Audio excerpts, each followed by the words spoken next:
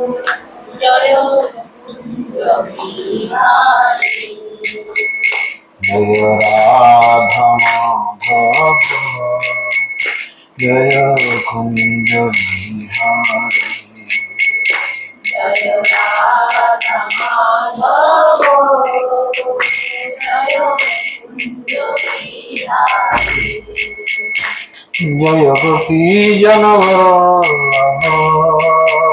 जय गिरिवरधारी जय कुंज बिहारी जय गोपी जनवल्लभ जय गिरिवरधारी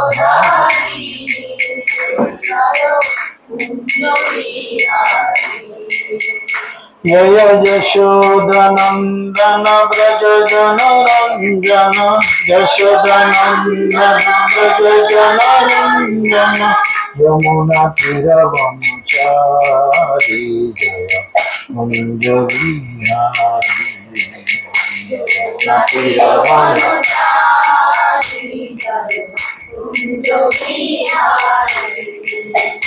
जय राधा माधव जय कुंज बिहारी जय राधा माधव जय कुंज बिहारी हरे कृष्ण कृष्ण कृष्ण हरे हरे हरे राम राम राम हरे हरे हरे कृष्ण कृष्ण कृष्ण कृष्ण हरे हरे हरे राम राम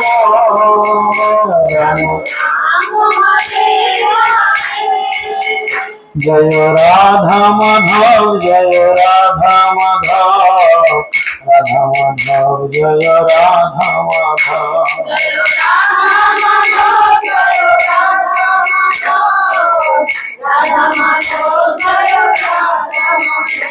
जय गौरनिताय पंचतत्व जय गौरनिताय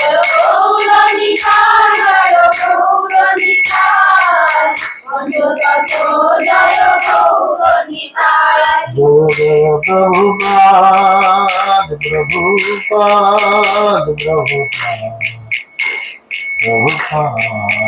जय जय प्रभुपाद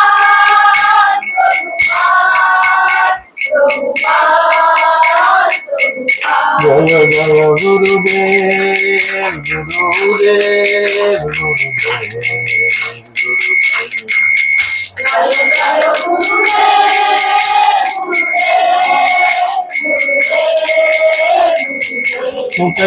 हरिवा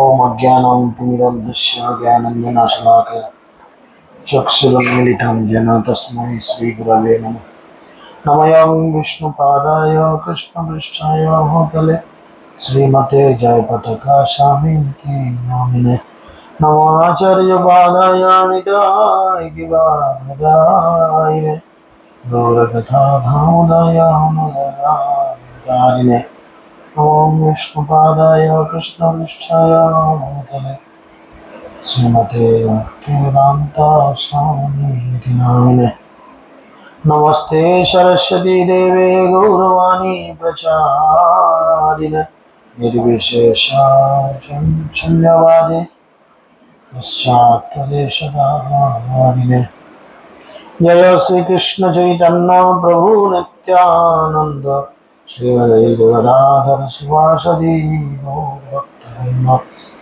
हरे कृष्णा कृष्णा कृष्णा हरे हरे हरे राम राम राम हरे हरे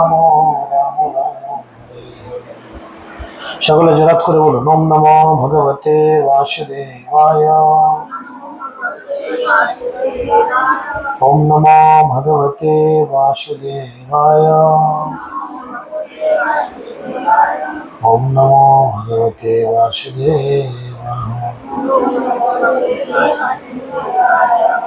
नारायणं नमस्कृत्यं नरं चैव नरोत्तमं देवीं सरस्वतीं व्यासं ततो जयमुदीरयेत्। मुखं करोति वाचालं पङ्गुं लङ्घयते गिरिं यत्कृपातमहं वन्दे श्रीगुरुं दिनतारिणं परमानन्दमाधवं श्रीचैतन्येश्वरं श्रीचैतन्यमनोभीष्टं स्थापितं जनो भूतले स्वयं रूपकदा मह्यं ददाति शक्तिं नित्यप्रायासु भद्रेषु नित्यं भगवतो सेवया भगवते नित्यं श्लोके भक्तिर्भवति निश्चितं। जय श्री कृष्ण चैतन्य प्रभु नित्यानंद श्री अद्वैत गदाधर शिवासदि गौर भक्तवृंद। हरे कृष्ण कृष्ण कृष्ण हरे हरे, हरे राम राम राम हरे हरे। हरे कृष्ण।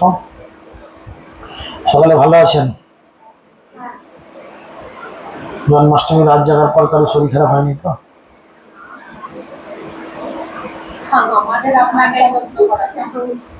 আমি জানা আছি, ভক্তরা সুস্থ থাকলে, গুরু মহারাজ সুস্থ থাকলে আমি চাঙ্গা থেকে শেষ।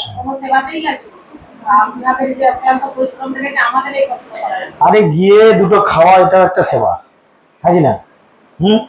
খাওয়াটাও সেবা তো নাকি? আমরা কত কষ্ট করে রান্না করছি তোমাদের খাওয়ার জন্য, তোমরা যদি না খাওয়া না দাও তাহলে তো জিনিসপত্র নষ্ট হবে। যাই হোক, আগামী প্রোগ্রাম বলতে আছে যেটা আগে বলি, সেটা হচ্ছে রাধাষ্টমী রয়েছে ইংরেজির 11 তারিখে। তো রাধাষ্টমী মানে শ্রীমতী রাধারানীর শুভ আবির্ভাব তিথি, সকলেই জানেন। একদিনেরই প্রোগ্রাম যদিও দুদিনে, মানে অধিবাস যেতে পারলে ভালো, চেষ্টা করবেন। অধিবাস মানে হচ্ছে ভগবানকে ইনভাইট করা, নিমন্ত্রণ করা, ঠিক আছে? অনেকে হয়তো যায় না, বিভিন্ন কারণে হয়, কিন্তু অধিবাসটা মেন। অধিবাস মানে ভগবানকে গিয়ে আমরা নিমন্ত্রণ জানাই। আপনার বাড়িতে একটা বিয়ে বাড়ি লেগেছে, আপনি যদি সেই আত্মীয়র বাড়িতে গিয়ে নিমন্ত্রণ না করেন, আসবে সে? আসবে? আপনি যতই যাই বলুন, যতই করুন, সে আসবে না, কিছুতেই আসতে চাইবে না। তো ঠিক সেরকম আপনার বাড়িতে বা আপনার পরিচিত কোনো ভক্তর বাড়িতে অধিবাস হচ্ছে, হয়তো সবার বাড়িতে তো করা সম্ভব নয়, তো অধিবাসের চেষ্টা করতে হয় যাওয়ার। যদিও জানি এগুলো একটু প্রবলেম হয়, বিশেষ করে যাদের বাড়িতে প্রভুরা ভক্ত হয়নি, হয়তো মাতাজিরা রয়েছে, একটু চেষ্টা করতে হয়। সমস্যা থাকবে, এটা জড়জগৎ, সমস্যা থাকবেই। আমাদের উচিত সেই সমস্যাগুলোর দিকে না তাকিয়ে কি করে সমাধান হয় সেই পথ খুঁজে বের করা। কারণ আমরা ভক্তি জীবনে এসেছি, সচ্চিদানন্দ ভক্তিবিনোদ ঠাকুরের একটি সুন্দর কীর্তনের মধ্যে লাইন আছে যে আয়ু অতি অল্প দিন, ক্রমে তাহা হয় ক্ষীণ, সমনের নিকট দর্শন। সমন মানে হচ্ছে শ্মশান। জীবন প্রতিদিন আমাদের বাড়ছে না, কমছে, ধীরে ধীরে ধীরে ধীরে কমছে। এমন কমছে, একটু ভালো করে চোখে এরম করে তাকিয়ে দেখুন, 2-3 বোঝা কাঠ কিন্তু সবার শ্মশানে পৌঁছে গেছে, সবার পৌঁছে গেছে 2-1 বোঝা করে, ঠিক আছে? তো কে কবে চলে যাবো তার কোনো গ্যারান্টি নেই। তো আমরা জীবদ্দশায় এসেছি ভগবানের সেবা করার জন্য, তা না করে যদি এই সমস্ত বিষয়গুলো নিয়ে বেশি গুরুত্ব দিই, তাহলে কি পরবর্তীতে মানে বৈষ্ণব ফিলোজফি এবং ভগবানের শাসন অনুযায়ী যেটা হয়, কি শাসন অনুযায়ী হয় না, দেখা গেল আমি কাউকে শত্রু ভাব নিয়ে চিন্তা করলাম, পরবর্তী জীবনে ভগবান আমাকে তার খুব কাছাকাছি করে দেবে।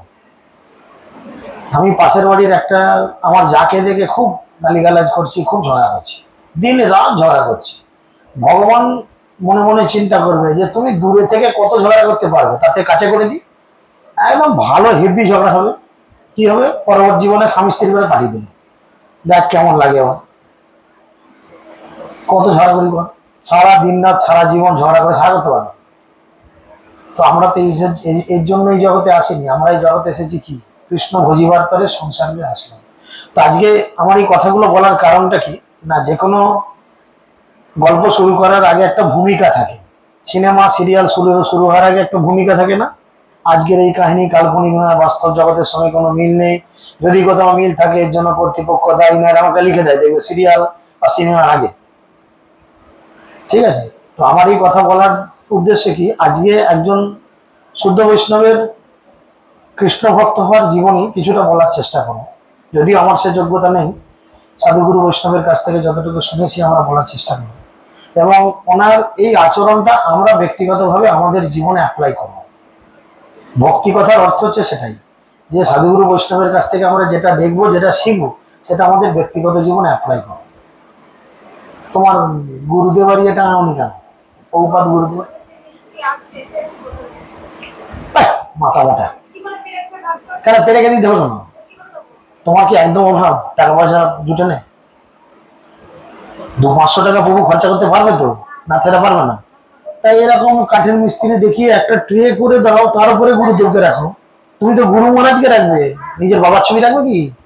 তাহলে বোকার মতো চিন্তা ভাবনা কেন? পেরেক দিয়ে ঢুকো, নিজের কপালে পেরেক ঠুকো। কোনখানে রাখবে সেটা দেখো, এই দেয়ালে রাখতে পারো, এই দেয়ালে, বা তোমার সোজাসুজি যেহেতু গেট ওখানে রাখা সম্ভব না, এই দেয়ালটা ফাঁকা আছে, বা এই দেয়ালে রাখতে পারো দুজনকে পাশাপাশি। উঁচু কেন? বাড়ির সবাই ছেলেরা প্রভুরা তুমি যখনই বাড়ি থেকে বেরোবে, গুরুদেবের চরণে ফুল দিয়ে, ওরা হয়তো ভোরবেলা উঠতে পারে না, আরতি করতে পারে না, দরকার নেই। ঠিক আছে, যদি এই দেয়ালটা বড় কোনো কাজে লাগে, এই দেয়ালটা ছোট তেমন তো কাজের নেই। এই ক্যালেন্ডারটাকে এখান থেকে সরিয়ে অন্য কোথাও দিয়ে এখানে একটা সুইচ বোর্ডের পয়েন্ট করা আছে, তার ঠিক উপরে, ভবিষ্যতে সুইচ বোর্ড হলে যাবো বলে, তার ঠিক উপরে ওরা যেন একটু চরণে ফুল দিতে পারে। বাইরে ভোরবেলা রাত্রেবেলা যখনই কাজে যাবে, দুটো ফুল অন্তত গুরুদেবের চরণে দিয়ে গেল, বা ফিরে এসে গুরুদেবের চরণে ফুল দিল, গেট খুলে ঢুকে গুরুদেবকে দেখতে পেলো, প্রণাম করলো। আরে বৈষ্ণব দর্শনে সমস্ত অপরাধ দূর হয়। লোকে বলে গঙ্গা জলে ডুব দিলে তবে পাপ ধুয়ে যায়, বলে না? আগেকালকার দিনে বলতো। তো দর্শনে পবিত্র করেই তোমার গুণ। তো সেই বৈষ্ণবকে দর্শন করে ওনারা বাড়ি থেকে বেরোবেন। রাস্তায় বিপদ আপদ মাথার উপর তো সবার থাকতেই পারে, কেউ কিছু বলতে পারবে? কিছু বলা যাবে না। তো ওরা বাড়ি থেকে বেরোবে, গুরুদেবকে দর্শন করে বাড়ি, ওরা কেন, যে লোকই ঢুকো সে তো গুরুদেবকে দর্শন করে, ভগবানকে দর্শন করে, এতে ওদের পারমার্থিক মঙ্গল। যেহেতু তুমি ভক্তি জীবনে আছো, আচরণটা আমাদের এরকম হওয়া উচিত, আচরণটা এইভাবে থাকা উচিত। তুমি গুরুদেবকে যে পেরেক খুঁজছো, কখন পেরেক দিয়ে ঢুকবে, এগুলো ভাবলে হবে? তুমি গুরুদেবকে পেরেক দিয়ে মালক দেয়। আমার বাড়িতে গিয়ে গেছে, গুরুদেবকে পেরেকে করে ঠুকেছি, আমি সে সুন্দর সিংহাসন করে বসেছি। ঠিক আছে, তোমার যদি সে ক্ষমতা না থাকে, সে ক্ষমতা হয়তো সবার নাও হতে পারে। তো একটা প্লাই ছোট এরকম 10-12x18 একটা প্লাই, এরকম প্লাইউড বেশ গোল করে ডিজাইন করে একটু দোকান থেকে কাটিয়ে নিয়ে আসলে, দোকানে বললি কেটে দেবে, হয়তো 200 টাকা খরচা। আর দুটো স্টিলের বেশ একটু ক্ল্যাম্প, সে হয়তো 200 টাকা খরচা। 400 টাকা মিস্ত্রি যে লাগাতে হবে, সে 100 টাকা নেবে, 500 টাকা, ব্যাস ঝামেলা শেষ। এই যে বাবা, দুটো ফুটো করে পেরেক লাগাবে, 100 টাকা দেওয়া মানে থেকে যথেষ্ট বেশি দেওয়া হচ্ছে। ব্যাস, তাহলে আমি টাকা তুমি বসানো করে দেবে। এগুলো চিন্তা ভাবনা রাখতে হবে না? তো আমাদের সাধুগুরু বৈষ্ণব যারা রয়েছেন, তাদের মধ্যে অন্যতম স্বর গোস্বামীগণের মধ্যে প্রধান রূপ গোস্বামী রয়েছেন, আপনারা সকলেই জানেন। আর রূপ গোস্বামীর এক ভাই, তার নাম কি? সনাতন গোস্বামী। তো সেই সনাতন গোস্বামীর এর আগে কোথাও এই ক্লাসটা করেছিলাম। তো তিনি এসেছেন মহাপ্রভুর কাছে। মহাপ্রভু কি করেছেন? চন্দ্রশেখর আচার্যের বাড়িতে মহাপ্রভু রয়েছেন। মহাপ্রভু চন্দ্রশেখর আচার্যকে বলেছেন যে যাও, গেটে একজন এসেছে, গেটে একজন বৈষ্ণব এসেছে, তুমি তাকে ধরে নিয়ে আসো। আর সনাতন গোস্বামী মানে নিজের বেশভূষা লুকিয়ে এসছেন, চাপ দাড়ি, বিশাল মোটা গোঁপ, অন্য একটা ড্রেস, অন্য একটা বেশ, এরকম বেশে তিনি এসেছেন দরজার কাছে। আর চন্দ্রশেখর আচার্য যখন গেট খুলেছেন, গেট খুলে দেখছেন কোথায় বৈষ্ণব, এটা একটা অন্য মানুষ। তখন তিনি ফিরে এসছেন। দাঁড়িয়ে এক বৈষ্ণব হয় বলহ তাহারে, চন্দ্রশেখর দেখে বৈষ্ণব নাহিক দ্বারে, দ্বারেতে বৈষ্ণব নাহি, প্রভুরে কহিল কেহ হয় করি প্রভু তাহারে পুছিল। মহাপ্রভু তাকে জিজ্ঞেস করলো, আচ্ছা বৈষ্ণব তো কেউ নাই তুমি বলছো, দরজায় কি কেউ দাঁড়িয়ে নাই? মহাপ্রভু কিন্তু গিয়ে দেখে আসেননি, কারণ তিনি অন্তর্যামী। তিনি জানেন কার হৃদয়ে কি চলছে আর কোথায় কি ঘটছে। তাই মহাপ্রভু সঙ্গে সঙ্গে বললেন কি দরজায় কি কেউ নেই? তখন তিনি বলছেন, তেহ কহে এক দরবেশ আছে দ্বারে। দরবেশ মানে ওই ছদ্মবেশী একজন। তেহ কহে এক দরবেশ আছেন দ্বারে, তারে আনো প্রভুর বাক্য কহিল তাহারে। বলো তাকেই ধরে নিয়ে এসো। প্রভু তোমায় বলায় আইস দরবেশ, শুনি আনন্দে সনাতন করিলা প্রবেশ। আর যখনই সনাতন গোস্বামীকে গিয়ে চন্দ্রশেখর আচার্য বলেছেন, এই ঘটনাটি ঘটছে কাশিতে। কাশি কে কে গেছেন? কাশি আচ্ছা, খুব ভালো। কি দেখেছো কাশিতে? শিব মন্দির। কাশি কোথায় শিব মন্দির বলবো? হ্যাঁ গো, বেনারস কাশি বলছি তো। বারাণসী কাশি যাকে বলে। কাশির কোনটা শিব মন্দির? 100 লোকে 99.99 লোকই ভুল করে, তুমিও করেছো, বলো ভাই ভুলটা তো। আর বলবে না কিছু, তোমাদের মেয়ে ছেলেদের এই বড় জ্বালা। কিছু দিয়ে আর কার বাপের সাথে মুখ খোলা না, যেমনি শুনে যে ভুল বলেছি। আরে ভুলটা বললে তবে তো শিখবে যে কি ভুল বলেছি। বলো কোন মন্দিরটাকে শিব মন্দির মনে করেছো?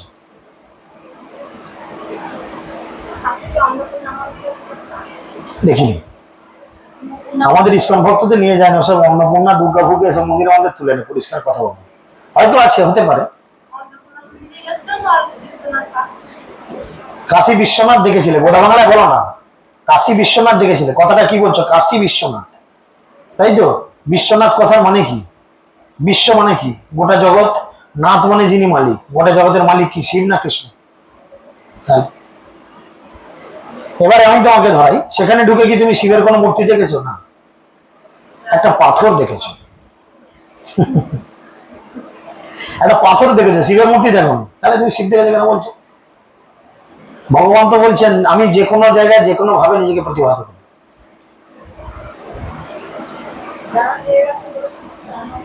তারা যদি একটা মেয়েকে দেখিয়ে বলে একটা বেটা ছেলে, তুমি বিশ্বাস করে না বেটা ছেলে? তোমার নিজের তো চোখ আছে, তাহলে বোকার মতো কথা ধরতে পারো না। যারা নিয়ে গেছে তারা নিয়ে গিয়ে অনেক কিছু দেখাবে। বাংলা মিনিংটা বুঝতে, বিশ্বনাথ মানে যিনি সমস্ত বিশ্বের নাথ, মানে যিনি সমস্ত বিশ্বের মালিক। ওখানে শিব আছে, ও যেটা বলছে ওই মন্দিরে শিব আছে, কিন্তু যেটা অ্যাকচুয়ালি কাশী বিশ্বনাথের যে পাথর, যার উপরে সবাই জল ঢালে, লাইন দিয়ে অনেক ঝামেলা করে ঢুকতে হয়, ঠিক আছে, অন্তত 4-5 ঘন্টা লাইনে দাঁড়িয়ে ঢুকতে হয়। তো যার উপরে জল ঢালে সেটা কিন্তু ভগবানের এক রূপ। তার ঠিক পাশেই উল্টো দিকে ওই মন্দির থেকে বেরিয়ে এসেই শিবের মন্দির আছে। মন্দির নেই বলছি না, শিব মন্দির আছে, কিন্তু বেশিরভাগ লোক ওইটাকে ভুল করে ওটা নাকি শিব। ওই যে কাশি শুনেছে, কাশি মানেই শিব, ঠিক আছে। আজকে যে লীলাটা বলছে এই লীলাটা ওই জায়গাতেই হয়েছিল, ওই মন্দিরে না, ওই এলাকাতেই হয়েছিল, ওখান থেকে 1/2 কিলোমিটার দূরে। আজকে যে লীলাটা আমরা বলতে চলেছি, এই লীলাটা ওখান থেকে 1/2 কিলোমিটার দূরে হয়েছিল চন্দ্রশেখর আচার্যের গৃহে। এবং ওইখানে আরেকজন শুদ্ধ ভক্ত বাংলাদেশে বাড়ি ছিল, মহাপ্রভুর নির্দেশে তিনি ওই কাশিতে গিয়ে অবস্থান করতেন। তার নাম ছিল তপন মিশ্র। তপন মিশ্রর গৃহ এখনো আছে। বেনারসি কাশি গেছো, খুব ভালো কথা, কিন্তু সেখানে গিয়ে মহাপ্রভু লীলাস্থলিতে দর্শন করতে হবে। মহাপ্রভু কি বলছেন, সাধুগুরু বৈষ্ণব কি বলছেন? গৌর আমার যেই যেই স্থান করিল ভ্রমণ রঙ্গে, সেই সেই স্থান হেরিব আমি প্রণয়ী ভগতের সঙ্গে। সবসময় ভক্তদের সঙ্গে কোনো শুদ্ধ স্থান দর্শন করতে যেতে হয়, তবে কিন্তু সেই স্থানের মাহাত্ম্য বুঝব। না হলে মায়াপুরে গিয়ে লোকে চা খেয়ে বলে এখানে চায়ে মিষ্টি মিষ্টি দেয় না, নাকি দেয় না, হ্যাঁ, গোমূত্রের মতো খেতে কেমন কেমন। আরে মায়াপুরে তো চা খেতে লোক যায় কি? মায়াপুরে লোক কি করতে যায়? ভগবানকে দর্শন করতে যায়, ভগবান লীলাস্থল দর্শন করতে হয়। কিন্তু যাদের সে চোখ নেই, তারা মায়াপুরে গিয়ে চায়ের টেস্ট ভালো না খারাপ খুঁজবে। এখানের বিড়ির তারার কত দাম জিজ্ঞেস করবে, ঠিক আছে। তো কাশিতে এরকম মহাপ্রভু অনেক লীলাস্থলী রয়েছে, কাশির মধ্যে ছড়িয়ে ছিটিয়ে রয়েছে। বিশ্বনাথ মন্দির রয়েছে, সেখানে দেখনি কি বলে আমাদের দশাশ্বমেধ ঘাট। মহাপ্রভু যেই ঘাটে বসে সনাতন গোস্বামীকে শিক্ষা দিয়েছেন, এর পরের ঘটনা বলি শোনো, তাহলে তোমাদের আবার দেরি হয়ে যাবে। আতঙ্ক এমনি আমাকে নিয়ে আছে, রাত 9:30। ছাড়ো, বুকে লাভ নাই, তোমাদেরও সংশোধন হবে না তোমরা কিছুতেই। সেই যেখানে সস্তা 2 পয়সা সস্তা সেখানে চলবে। বর্ধনের তবু প্রবচনে আছে, বলে সস্তার 3 অবস্থা। এই প্রভুর দোকানে গিয়ে যদি বলে প্রভু আমাকে সস্তায় গামছা দেখান, সব মাল আছে কিন্তু অনেক উনি জানেন 30 টাকার গামছাও আছে। এবার 30 টাকার গামছা জড়িয়ে তুমি যদি রাস্তায় বেরো, বাকিটা তোমরা ভাবো, আমি আর বলবো না, এটা তোমার দুর্ভাগ্য। কি করবে, পূর্ব জীবনে এমন কিছু ঝামেলা ছিল যার জন্য সেই মাস সহ্য করতে হচ্ছে এখন। তাহার অঙ্গনে প্রভু দেখি, প্রভু ধাইয়া আইল, তাহারে আলিঙ্গন করি প্রেমাবিষ্ট হলো। মহাপ্রভু ছুটে এসেছে। মহাপ্রভু জানে সনাতনকে আমি তো ইঞ্জেকশন দিয়ে এসেছি, অ্যাকশন এতক্ষণ আরম্ভ হয়েছে। সনাতন গোস্বামীকে কোথায় মহাপ্রভু দিয়ে এসছেন ক্লাস? সেটা পশ্চিমবঙ্গেই অবস্থিত। কোথায়? মালদার রামকেলি নামক গ্রামে। সেখানে দুই ভাই চিঠি লিখেছিল, তোমাকে আমরা মানি না। সনাতন গোস্বামী রূপ গোস্বামীকে বলেছিল তোমাদের আমরা মানি না, তোমাকে জগতের লোক বলে তুমি নাকি পতিত পাবন, জগাই মাধাইকে উদ্ধার করেছে বলে পতিত পাবন, আমরা মানি না তুমি পতিত পাবন। আমাদের মতো মানুষদের উদ্ধার করতে পারলে আমরা জানবো যে তুমি পতিত পাবন। তাই মহাপ্রভু সেখানে গিয়ে শিক্ষা দিয়েছিলেন আর দুজনকে গ্রহণ করবার অভিপ্রায় জানিয়েছিলেন। মহাপ্রভু সংস্পর্শে এসে দুজন হাই ফাই চাকরি করতে ছেড়ে দিল, বুঝতে পেরেছেন? সেই সনাতন গিয়ে পৌঁছেছে, মহাপ্রভু ছুটে এসে সনাতনকে জড়িয়ে ধরেছে। প্রভু স্পর্শে প্রেমাবিষ্ট হইল সনাতন, মোরে না ছুঁইয় করে গদগদ বচন। মহাপ্রভু যখনই তাকে জড়িয়ে ধরেছে, প্রেমাবিষ্ট হয়ে বলছে আমাকে ছুঁয়ো না, আমাকে ছুঁয়ো না। দুইজন গলাগলি রোদন অপার, দেখি চন্দ্রশেখরের হইল চমৎকার। চন্দ্রশেখর আচার্য দাঁড়িয়ে আছে, মহাপ্রভু আর সনাতন গোস্বামী একে অপরকে জড়িয়ে ধরেছে। মহাপ্রভুকে ঠেলে সরিয়ে দিচ্ছে, আমাকে জড়িয়ে ধরো না, আমি বড় অচ্যুত, আমি মুসলমানদের ঘরে থেকে, মুসলমান নবাবের কাছে থেকে আমি নাম পাল্টেছি, জাত পাল্টেছি, ধর্ম পাল্টেছি, আমি একদম নোংরা হয়ে গেছি, তুমি আমাকে ছুঁয়ো না। তবে প্রভু তার হাত ধরি লইয়া গেলা, পিণ্ডার উপরে আপন পাশে বসাইল। মহাপ্রভু তাকে নিয়ে গিয়ে নিজের চেয়ারের পাশে একটা চেয়ার দিয়ে বসালো, বসো। প্রভু কহে তোমার স্পর্শে আত্মপবিত্রতে, ভক্তি বলে পারো তুমি ব্রহ্মাণ্ড সদিতে। মহাপ্রভু বলছেন, কারণ মহাপ্রভু চেনে, একটা চলতি ভাষায় কথা আছে, রতনে রতন চেনে, সুয়ার চেনে কচু, তাই না? রতনে রতন, যেমন যিনি জুহুরি তিনি কিন্তু ঠিক বুঝে যাবে, আমাদের লক্ষ্মীবাবুর ছেলের মতো ভুল করবেন, আমাদের আকাশ একজন ইমিটেশনের কি আংটি না হার দিয়ে গেছে, ও অত চিনতে পারে না, সোনার দাম দিয়ে সেটা বন্ধকি দিয়ে দিয়েছে, ঠিক আছে? কিন্তু যে জুহুরি ওর বাপ এত বছর সোনা দানা ঘাঁটছে, সে যে বলছে ইমিটেশন, ধরা পড়েছে। ঠিক সেরকম মহাপ্রভু কিন্তু জানে আমার কোন ভক্তটা পাওয়ারফুল ভক্ত, সে তাকে সেইভাবে কৃপা করে। তাই তিনি বলছেন, চৈতন্য মহাপ্রভু বললেন আমি তোমার স্পর্শ করেছি তোমাকে পবিত্র করার জন্য নয়, আমার নিজেকে পবিত্র করার জন্য। ভগবানকে কি পবিত্র করার প্রয়োজন? ভগবান তো নিজেই পবিত্র। এই যে আমরা কোন অভিষেক শুরুর পূর্বে আমরা স্বস্তিক করি, বলি না? স্বস্তিক করি কিনা? স্বস্তিক করা মানে কি? সেই জায়গাটাকে পবিত্র করা হয়, ওই জায়গাটাকে শুদ্ধিকরণ করা হয়। ভগবানকে কি শুদ্ধ করবো? অ্যাকচুয়াল ভগবান শুদ্ধ থাকে, আমরা অশুদ্ধ থাকি বলে আমরা স্বস্তিক করে নিজেদের এবং জায়গাটাকে শুদ্ধ করি। ভগবান সবসময় শুদ্ধ। ভগবত গীতায় ভগবান শুদ্ধ, তার কথা অর্জুন বলেছে। কে বলবে? হাত তোলো। কোন যুগের কত নাম্বার শ্লোক? না বলতে হবে। গীতা পড়ছো কে কে? তাহলে বলো। দীক্ষা নিতে হবে তো? না খাই দাই যেমন আছে দিব্যি আছে থাকবে। কে বলবে? বলো।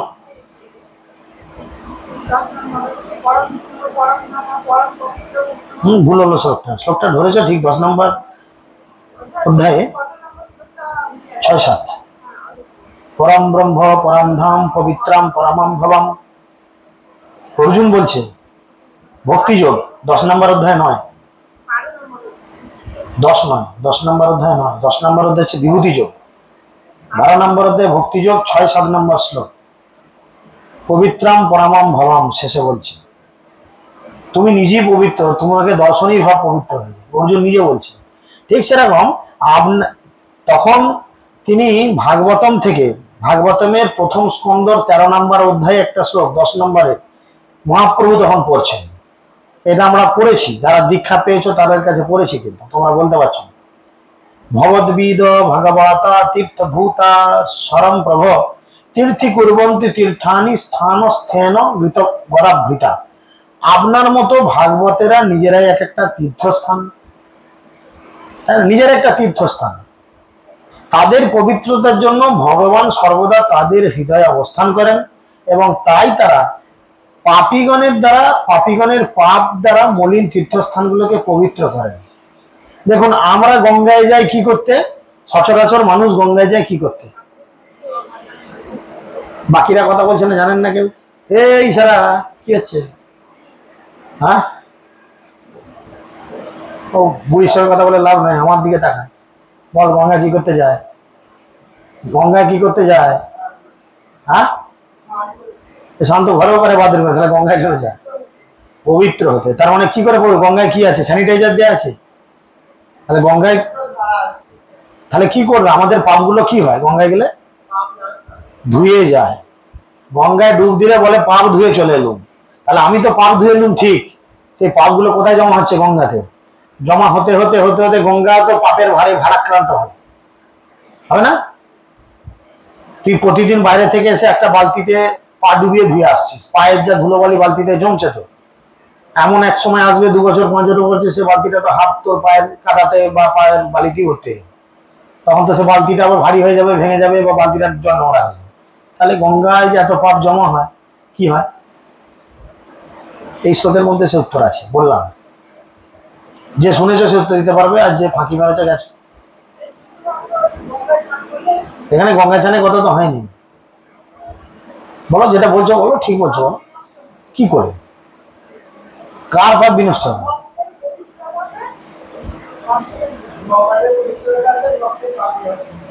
সে তো মানলাম, ধরো যারা ভক্ত নয়, সে ভক্ত নয়, গঙ্গাতে শুধু ভক্তরাই ডুব দিয়ে অভক্তরা ডুব দেয় না তা তো নয়, গঙ্গায় দেখবে না দুনিয়ার লোক ডুবছে, তাই গঙ্গা দেবীতে সবার পাপ ধুচ্ছে, সে পাপ তো জড়ো হচ্ছে, তাহলে গঙ্গার এই পাপ কি করে নষ্ট হবে? গঙ্গা তো একদিন তাহলে পবিত্র হয়ে যাবে,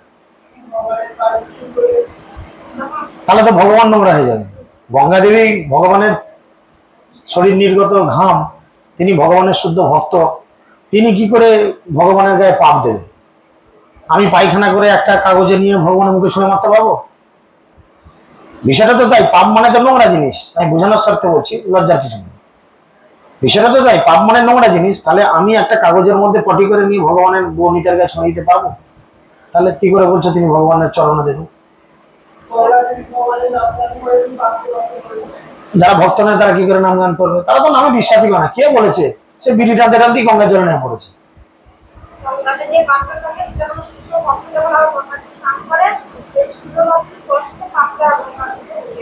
কার কার পাপ নষ্ট হয়? গঙ্গা দেবীর মধ্যে যে পাপটা আমরা রেখে আসি, আমরা সেটা শুদ্ধ ভক্তি যখন স্নান করছে তখন সেই পাপটা নষ্ট হয়ে যায়, সে কথাই এখানে বলা হয়েছে। বলছে আপনার মতো ভাগবতেরা হচ্ছেন তীর্থ স্বরূপ। তীর্থ মানে কি? তীর্থ মানে পবিত্র স্থান, তাকেই তো তীর্থ বলে।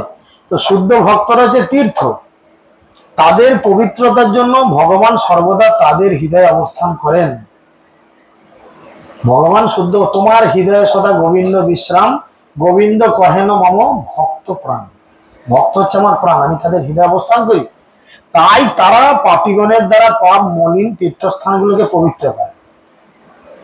মায়াপুর নবদ্বীপ কেন এত পবিত্র? না ওই গঙ্গায় কখনো কখনো শুদ্ধ ভক্তরা নামে। কেন নামে? সেই তীর্থে সব মানুষ পাপ ধুয়ে দিয়ে আসে, আর সেই পাপগুলোকে তারা নিজেরা গ্রহণ করে বিনষ্ট করে, ফলে গঙ্গা দেবী অটোমেটিক্যালি আবার শুদ্ধতার জায়গায় ফিরে আসে। তাহলে দেখো এই কথা থেকে বোঝা যায় ক্ষমতাটা কার বেশি, গঙ্গা দেবী না একজন শুদ্ধ ভক্ত? ওই কারণেই শাস্ত্র বলছে তুমি দর্শনে পবিত্র করো এই তোমার গুণ। আমাকে এক্ষুনি গঙ্গা চ্যানেল হুঁচু করলে কাল সকালে ট্রেনের টিকিট কেটে সারাফুলি যেতে হবে। কাছাকাছি গঙ্গা পাবো না তো কোথাও, হ্যাঁ সারাফুলি যেতে হবে, তবে হবে। যেতে 1-1.5 ঘন্টা 2 ঘন্টা টাইম লাগবে। কিন্তু কোনো শুদ্ধ ভক্ত দর্শন মাত্রই আমাদের কোনো কৃতকর্মের অপরাধের ফল থেকে আমরা মুক্ত হয়। ওই জন্য এবারে সম্মেলনে গিয়ে খুব সুন্দর একটা কথা মহারাজ বলছিলেন যে ছিল প্রভুপাদকে, কেন তোমাকে গুরু পুজোর জন্য আমি এত বললাম, সম্মেলনে যে গেলে হো টোটো করে শুধু ওই পনির খেলে দিলে চলে এলে, কি নিয়ে এলে সেখান থেকে? জ্ঞানটা কি নিয়ে এলে? যে যিনি ছিল প্রভুপাদকে প্রত্যেক দিন প্রণাম করবে, মাতাজিরা পঞ্চাঙ্গে প্রভুরা দণ্ডবত, তার সমস্ত অপরাধ ধুয়ে সাফ হবে। বলেছে কিনা? না আমি মিথ্যে বলছি? শুনুনি ঘোড়ার ডেমো শুনেছিলে? তাহলে 400 লোক লিখে কি হলো? 4টে ভালো লোক লিখে অন্তত কাজের কাজ হতো। বলেন, ভাবার বিষয় যেগুলো মহারাজ সাধুগুরু বৈষ্ণবের মুখ থেকে যে কথা বেরোচ্ছে, এগুলো তো কোনো ফাজলামো কথা নয়। ভক্তিবিলাস মহারাজ তো বললেন যে ছিল প্রভুপাদের বিগ্রহ প্রতিটা ভক্তের বাড়িতে উনি চাইছেন, বিশেষ করে যারা ব্রাহ্মণ দীক্ষিত, তাই না? প্রতিটা বিগ্রহে তিনি চাইছেন। তো যার বাড়িতে বিগ্রহ আলেখ্য রয়েছে, যদি প্রভুরা দণ্ডবাদ প্রণাম করে শুধু প্রভুপাদকে, মাতাজিরা পঞ্চাঙ্গে প্রণাম করে,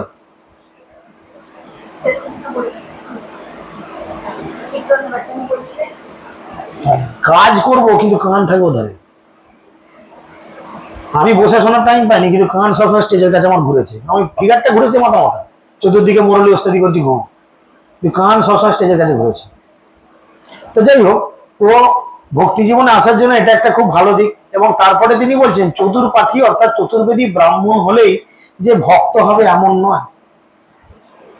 যারা দিনে 4 বার করে গীতা ভাগবত অধ্যয়ন করছে, গীতা ভাগবত মুখস্থ ব্রাহ্মণের বাড়ির ছেলে, ওইতে বার করে লক্ষ্যে রাম করে দেখিয়ে দেখিয়ে যাচ্ছে, দেখ দেখ দেখ এমনি দেখিয়ে দেখিয়ে যাচ্ছে না। তিনি বলছেন, মহাপ্রভু বলছেন তারা যে শুদ্ধ ভক্ত হবে তা এমন নয়। আমার ভক্ত চণ্ডালকুলেও যদি জন্মগ্রহণ করেন, তিনি আমার অত্যন্ত প্রিয় হন। বারবার তিনি বলছেন তাকেই দান করা উচিত এবং তার প্রসাদই গ্রহণ করা উচিত। প্রসাদ মানে শুধু এঁটো খাবার দাবারটাকে প্রসাদ বলছে। প্রসাদ মানে কি? কৃপা। আর কৃপা পেতে গেলে কি করতে হবে? তুমি বলো তো। এই রাধে রাধে গায়ে যোগ পড়বে না, ও পড়েছে এও পড়েছে, এই পড়াগুলো উচিত না, পড়বি না, এগুলো ঠিক না,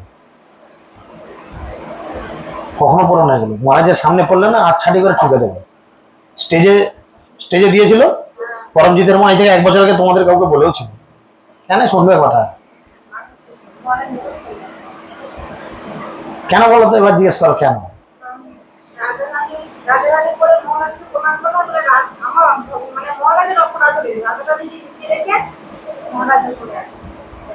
সেটা তো ব্যাপার নয়, রাধারানীর যেই নাম সেই কৃষ্ণ ভজনিষ্ঠা করি, তাই না? তাহলে এই যে রাধে রাধে গায়ে জড়িয়ে আছি, প্রণাম করলাম মানে রাধারানীকে মহারাজের চরণে নাও। রাধারানীর চরণে মহারাজের অপরাধ হলো। মহারাজ শুদ্ধ বৈষ্ণব, মহারাজ তো শুদ্ধ বৈষ্ণব, তাহলে তিনি তোমার চরণে আমার চরণে কোনো অপরাধ করেনি, করেছে?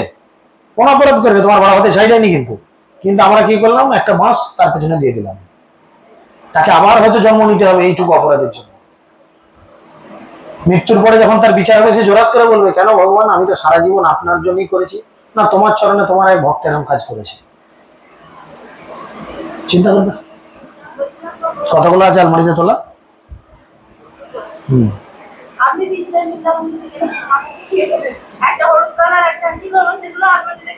রেখে দাও, আমি অন্য কাজে লাগাও, ওই কাজ রাধারানী কি ফেরত করে দাও। মাছ আমাকে দিচ্ছে, আমি দিয়েছিলাম। অনেকে আছে এইগুলো পরে বাথরুমে যায়, এগুলো ঠিক নয়।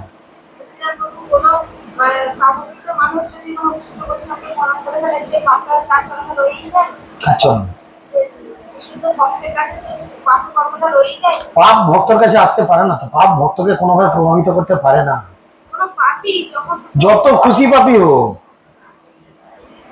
পাপ পাপ কখনো শুদ্ধ ভক্তের সংস্পর্শে আসতে পারে না। পাপ সবসময় সে পবিত্র। ধরো তুমি খুব অপরাধ করেছো, প্রভু হয়তো শুদ্ধ ভক্তি জীবন করছে, শুদ্ধ বৈষ্ণব, তুমি ওর চরণে ক্ষমা প্রার্থনা করলে, তুমি পাপ থেকে মুক্ত হয়ে গেলে। আর সেই পাপ ওকে কিছু করতে পারে না, সেই পাপ অটোমেটিক্যালি নিজে শেষ হয়ে যাবে, সেই পাপ ওকে কিছু করতে পারবে না। আমরা অনেক সময় বলি যে তোমরা ভালো থাকো, ভগবান তোমাদের সমস্ত কৃতকর্মের ফল আমাকে দিক, তোমার সমস্ত কষ্ট ভগবান আমাকে দিক, তবু তুমি ভালোভাবে ভক্তি জীবন করো, শুদ্ধ থাকো। যারা নতুন ভক্তি জীবন আছে তারা ভাবে বাবা প্রভুর কত মহানতা দেখেছো, প্রভু সবার পাপ নিয়ে নিতে চাইছে। আরে পাপ তো আমার কিছু করবে না, আমি তো জানি। ব্লেড নিয়ে সেই খেলা করে যে ব্লেডের ব্যবহার জানে। কেউ কেউ ম্যাজিক দেখায় না, ব্লেড মুখের মধ্যে ঢুকিয়ে এমনি করে চিবুচ্ছি, আমরা কি জিভ কেটে যাবে, আবার কিছুক্ষণ পর হাঁ করে বার করে দিচ্ছে, জিজ্ঞেস করে চলে আসছে। হ্যাঁ দেখায় না? তাহলে সে জানে কখন কিভাবে চিবুবো, কিভাবে ঘিরলে আমার কিছু কাটবে না। যিনি বৈষ্ণব তিনি জানেন এই পাপটা তো আমার কাছে কোনো ব্যাপার নাই, পাপকে আমি টুসকি দেবো, পাপ পালাবে, পাপ আমার কিছু করতে পারবে। বরঞ্চ আমার কথা শুনে যদি আরো 5টা লোক বৈষ্ণবের চরণে গিয়ে পড়ে, তাহলে কি হবে, তারা পাপ থেকে মুক্ত শুদ্ধ ভক্তি জীবন করবে। কারণ যেজন কৃষ্ণ হয়েছে সে বড় বোকা না, সে বড় বোকা। তো সেই জন্য তিনি বলছেন তাকেই দান করে, তার কি, আমার ভক্ত আমার মতোই পূজ্য। তিনি বলছেন আমার পুজে আমার ভক্ত পুজে মাত্র। যার মন বচন চেষ্টার অর্থ প্রাণ শ্রীকৃষ্ণের পাদপদ্মে অর্পিত হয়েছে, তিনি যদি চণ্ডালকুলে জন্মগ্রহণ করে থাকেন, তাহলে কৃষ্ণ পাদপদ্ম বিমুখ দ্বাদশ গুণ বিশিষ্ট ব্রাহ্মণের থেকেও তাকে শ্রেষ্ঠ বলে আমি মনে করি। ঠিক আছে? কেননা তিনি সপোজ কুলোদ্ভূত ভক্ত যদি হন, স্বীয় কুলকে পবিত্র করেন, মাতৃকুলকে পবিত্র করেন, পিতৃকুলকে পবিত্র করেন, 21 কুল পবিত্র করেন। বলে বলে মুখ ব্যথা গেছে আমাদের, তবু তোমরা কেউ ভালো ভক্তি করবে না। পয়লা মাঝি সব ঠাসা রয়েছে। কটা হাত? জন্মেছি দুটো, হয়ে যায় আর একটা বেড়ে যায় আমাদের হাত, অজু হাত। কিছুতেই করবো না। ওর বাবা ঝগড়া করে, ওর বাবা, আরে পাগলা, এই জীবনে ঝগড়া করছে, পরের জীবনে মারপিট করবে। এই জীবনে তো ঝগড়াতে এসে থেমে আছে। পরে যদি কৃষ্ণ ভক্তি করে এই সমস্যার সমাধান না করি এই জীবনে, পরের জীবনে এমন একটা জায়গায় আমি পড়বো, এই জীবনে তো তুমি গায়ে হাত দিচ্ছে না, পরের জীবনে উলঙ্গ করে পিটবে, তখন তো আরই হবে না। অতএব যখন জেনেছি, আর আমি কোনো মুহূর্ত লেট করব না। আমাকে শুদ্ধ ভক্তি করার জন্য যেভাবে লাগতে হবে, ব্রাহ্মণ পত্নীরা যেভাবে গ্রহণ করেছিলেন, তাই তিনি বলছেন যে তিনি আমার থেকেও শ্রেষ্ঠ বলে আমি মনে করি। কেননা তিনি সপোজ কুলোদ্ভূত হলেও তিনি 3 কুলকে পবিত্র করেন। শ্রীমদ ভাগবতের 7ম স্কন্ধে প্রহ্লাদ মহারাজ এই যুক্তি দিয়েছিলেন। 7, 9, 10 প্রহ্লাদ মহারাজ বলেছিলেন, ধর্মশ্চ সতজ্ঞ দম্ভ সপশ্চ অর্থপবৎ ঋত্বিক কুলত্নম যজ্ঞস্য দানশ্চ ধৃতি সুতঞ্চ।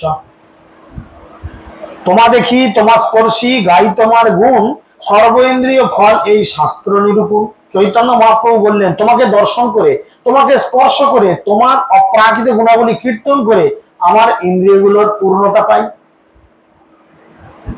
আমরা কি তাই করি? আমরা কি তাই করি? অন্তত 3টে কাজ না করলে একটাও করি, গুণগান করি কি? কারণ না কারণ শুধু ফাঁক খুঁজে বেড়াই, একটু ভুল দেখলেই সেখানে আচ্ছাটি করে লেগে পড়ি। আমাদের করা কি উচিত? আমাদের কি করা উচিত? কে খারাপ কি খারাপ সেটা বিচার করতে আমি জগতে আসিনি, বিচার করার জন্য একজন আছে। তুমি কেন ওস্তাদি মারছো বাবা? আমাদের এই জায়গার আইন শৃঙ্খলাকে দেখার জন্য আরামবাগ থানা আছে, সেখানে একজন পুলিশ অফিসার আছেন, ইন্সপেক্টর আছেন, আইসি আছেন। তিনি তুলে নিয়ে যাবেন, বিচারক আছেন, বিচারকের কাছে দেবে, তোমার অপরাধের মাত্রা অনুযায়ী বিচার হবে। তুমি বিচার করার কেউ নয়। তাহলে এই জগতে কে ভালো কে খারাপ, কে কুৎসিত, কে সুন্দরী, কে গেঁড়া, কে লম্বা, কে ফর্সা, কে কালো, কে বদমাইশি করছে, কে ভালো কাজ করছে, ওসব বিচার করার জন্য তো আমি আসিনি। এগুলো দেখার জন্য, বিচার করার জন্য একজন আছে। তুমি তো এই চাকরিটা পাওনি। তুমি যে চাকরিটা পেয়েছো সেই চাকরি করো। তুমি যে চাকরি পেয়েছো সেটা হচ্ছে ঝিগড়ি করা, চাকরগিরি করা। তাহলে তুমি চাকর হও, ভালো চাকর হও। পাশের বাড়িতে আগুন লাগলো তো তোমার কি? হ্যাঁ ঠিক আছে, লেগেছে, সরি, ঠিক আছে।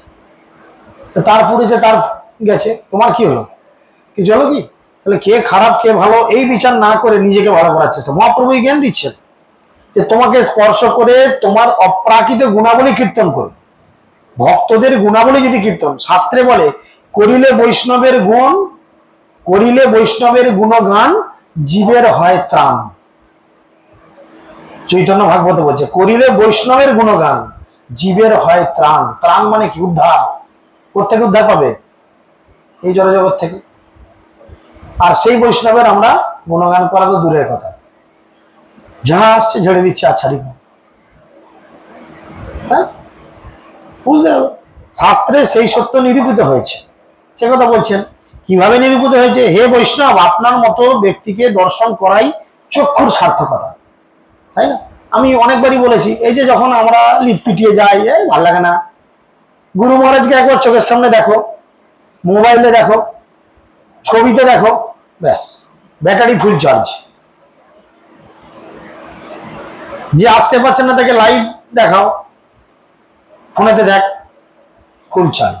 প্রতিদিন রাত 8টা থেকে গুরু মহারাজের চৈতন্য চরিতামৃত ক্লাস হচ্ছে। আরে অনেক সমস্যা আছে। আজকে আমরা তো অনেক ভাগ্যবান, আমরা ভারতবর্ষে হয়েছি, পশ্চিমবঙ্গে জন্মেছি, নদিয়া জেলার পাশে আছি, হুগলি জেলা, এমন কিছু দূরত্ব না। আজকে যদি আমরা সেই দক্ষিণ আফ্রিকায় জন্মাতাম, যদি আমেরিকায় থাকতাম, আসা যেত? আসতে যেতেই তো 5 লাখ টাকা খরচা। বাপের গালে একসঙ্গে থুতু দিয়ে 5 লাখ টাকা হয়তো কেউ গুনিনি। হ্যাঁ, 5 লাখ টাকা খরচা শুধু আসতে যেতে, এরপরে থাকা খাওয়া আলাদা খরচা আছে। তাহলে তারা কি করে গুরুদেবের বা গুরু মহারাজের সঙ্গ পাচ্ছে? এই যে যন্ত্র আছে, নেট, তারা এতে দেখি গুরু মহারাজকে প্রণাম জানাচ্ছে। তাহলে আমরা এই মোবাইলটা নিয়ে ভালো কাজেও লাগাতে পারি, আবার মোবাইলটা নিয়ে ভুলভাল উল্টোপাল্টা কাজেও লাগাতে পারি। মানসিকতার উপর নির্ভর করছে তুমি মানব জীবন পেয়েছো কেমন লাগাও। ফ্যান ভাত খাবে না ফ্যানটা গরুকে খাওয়াবে না ফ্যানটা কাপড়ে চোবাবে, তোমার মানসিকতা। এই মানব জীবন পেয়ে আমি কিভাবে কাজে লাগাবো সেটা আমার মানসিকতা। সেই জন্য তিনি বলছেন কি, এটা আমাদের চক্ষুর সার্থকতা। আপনার মতো ব্যক্তির অঙ্গ স্পর্শ করাই শরীরের সার্থকতা। প্রতিটা ভক্তের মনের ইচ্ছা রয়েছে একবার যদি গুরুদেবের চরণটা ছুঁতে পারি, ও জীবনটা ধন্য আছে কিনা। মাতাজির ইচ্ছা করলেও পারবে না, সারা জীবনে পারবে না, কিন্তু আমাদের হয়তো সুযোগ হতে পারে। আমার হয়েছে, অনেকবারই হয়েছে। তো যাই হোক, এটা মাতাজিদের জন্য দুর্ভাগ্য, কিছু করার নাই। তোমরা ইচ্ছা করলেও পারবে না কোনোদিন, কারণ গুরু মহারাজ ব্রহ্মচর্য জীবনযাপন করেন। আমরা তো তার হতভাগ্য ছেলে বলে যখন যে ঝপাক করে ধরে ফেলি। দেখ, হ্যাঁ সেটা দিতে পারে, সেটা দিতে পারে, কিন্তু এই যে অঙ্গ স্পর্শনের কথা বলছে এটা মাতাজিদের ক্ষেত্রে সম্ভব নয়। তো যাই হোক, আপনার মতো ব্যক্তির গুণকীর্তন করাই হচ্ছে জীব হওয়ার সার্থকতা। এই যে জীব, এই জীবের জন্মটা কিসের জন্য হয়েছে? শুধু হাঁস মুরগি মেরে খাবো আর উল্টো পাল্টা গালাগালি খিস্তি খেয়ার করবো, এর জন্য জীবের জন্ম হয়েছে? জীবের জন্ম হয়েছে কেন? ওই যে বললাম, করিলে বৈষ্ণবের গুণগান, জীব দিয়ে গুণগান করতে হবে, প্রসাদের টেস্ট নিতে হবে। আজকে অন্য কিছু প্রসঙ্গে আলোচনা করবো ভেবেছিলাম, কিন্তু তোমাদের কাছে প্রসঙ্গটা আলোচনা সম্ভব নয়, একটু অসুবিধা ছিল, তাই অন্য প্রসঙ্গই আমি আরেকটা ধরেছি। আজকের প্রসঙ্গ ভেবেছিলাম শ্রীকৃষ্ণের ঠোঁট এই সম্পর্কে আলোচনা করবার, কিন্তু তোমাদের বোঝার মতো মানসিকতা হবে না, উল্টো বুঝে বসবে। তার থেকে বন্ধ থাক, অন্য কিছু হোক, সেটাই ভালো হবে। কেননা এই জগতে ভগবানের শুদ্ধ ভক্তকে পাওয়া অত্যন্ত দুর্লভ। তিনি বলছেন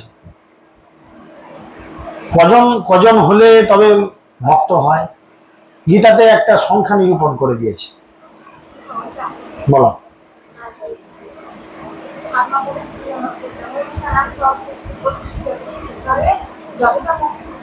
মনুষ্যনাং সহস্রেশ,